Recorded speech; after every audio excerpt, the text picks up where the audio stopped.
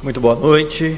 Quero cumprimentar aqui o nosso presidente, toda a mesa diretiva, os nobres colegas vereadores, a comunidade que se faz presente nesta segunda-feira. Está bonito ver a casa cheia. Cumprimentar aqui os servidores desta Casa de Leis e fazer um cumprimento especial hoje à minha assessora Giovana Schneider, que está comemorando aniversário. Parabéns, Giovana. Obrigado por ser essa assessora tão atenta e tão dedicada ao trabalho e que ajuda a gente a desenvolver, a fazer os trabalhos e fazer a representação verdadeira da classe trabalhadora nesta Casa de Leis. Eu venho aqui, geralmente, para prestar contas, porque eu acho que é importante. Um colega agora há pouco perguntou assim: pô, Fernando, mas de novo usar a tribuna? E eu falo assim: é o microfone que eu tenho, 15 minutos para falar para a população o que eu ando fazendo, como eu estou trabalhando e qual é o impacto que isso está gerando na nossa sociedade. Porque o nosso trabalho aqui só faz sentido se ele dá impacto na sociedade, se ele traz mudanças, transformações. E assim tem sido as legislaturas desta Câmara Municipal, que muito tem produzido em nome desta cidade. Eu fiz umas conversas agora, neste início de semana, principalmente na área da educação. Eu ainda não conversei com a secretária municipal de educação, Maria Claudete, mas devo conversar com ela no decorrer desta semana. Mas fiz duas visitas importantes. A primeira visita foi com o pessoal da alimentação escolar. Eu recebi algumas reclamações de mães, de pais que têm seus filhos na escola pública e que muitas vezes acabam não se alimentando da forma correta na escola, e aí os pais querem mandar um tipo de lanche, e o lanche das nossas crianças, ele tem todo um acompanhamento nutricional importante. O vereador Rafael, que é nutricionista, sabe a importância desse trabalho, e é um trabalho que é liderado pela Jaciara, que conta com o trabalho da Andressa e da Luísa, e que é um trabalho importante para a nossa cidade. Porque nós temos uma lei aqui neste município que é uma lei de referência, que é da alimentação orgânica para as nossas crianças. E eu já disse aqui uma porção de vezes que a nossa saúde começa pela alimentação. Eu também tive a oportunidade de visitar a equipe multidisciplinar, essa equipe que conta com psicopedagogas, com fonoaudiólogas, psicólogas e também com assistente social, e que prestam um atendimento para aquelas crianças que apresentam algum tipo de dificuldade de aprendizagem. Essas crianças muitas vezes podem ser autistas, elas podem ter outros transtornos, outras formas, e esses profissionais estão capacitados para atender as famílias e atender as crianças, para fazer com que essas crianças tenham uma possibilidade de aprendizado. Então, assim, é importante falar sobre isso, porque muitas vezes a população em geral, não tem conhecimento sobre esse trabalho que é desenvolvido pelos nossos servidores públicos. Então, faço questão de conhecer, entender um pouco do trabalho e trazer esse trabalho aqui para que vocês também fiquem sabendo.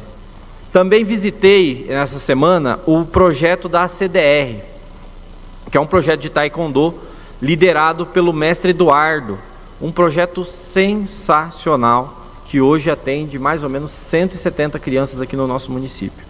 E apesar das condições, o trabalho é muito bem feito. É óbvio que a prefeitura cede aquelas condições que há a possibilidade dela servir, e o Eduardo tem feito muito bom uso dessa estrutura e passado valores para essas crianças, valores esses que eu acredito que são muito importantes para a nossa sociedade.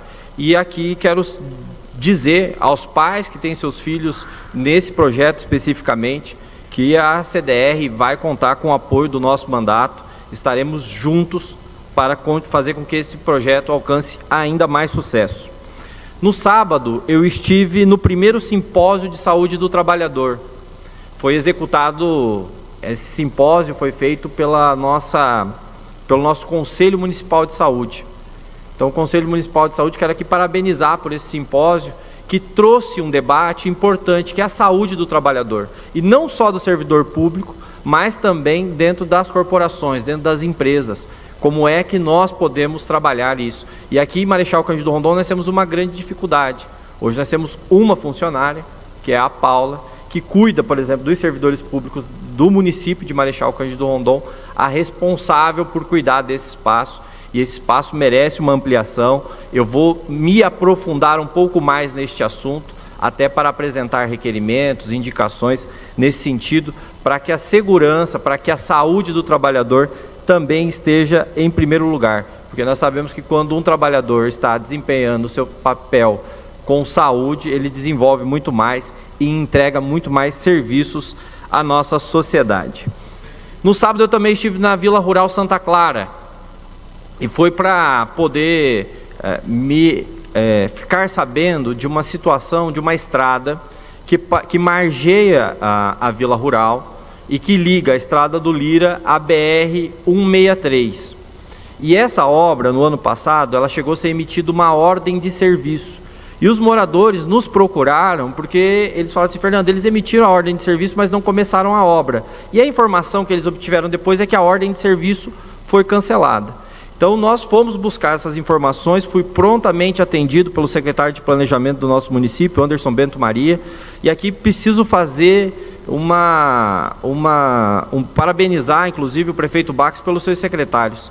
Seus secretários têm atendido a gente muito rapidamente e dado as respostas que nós precisamos. Sobre a Vila Rural Santa Clara, mais especificamente sobre essa estrada, fui informado, então, que o Poder Público Municipal, na gestão anterior, acabou metendo o pé pelas mãos e emitindo uma ordem de serviço antes de que o mapa, que esse recurso é um recurso que foi colocado pelo deputado federal Sérgio Souza, através do Ministério da Agricultura. Então, antes do Ministério da Agricultura disponibilizar o dinheiro, foi emitido a ordem de serviço. Então, por isso que essa ordem de serviço foi cancelada.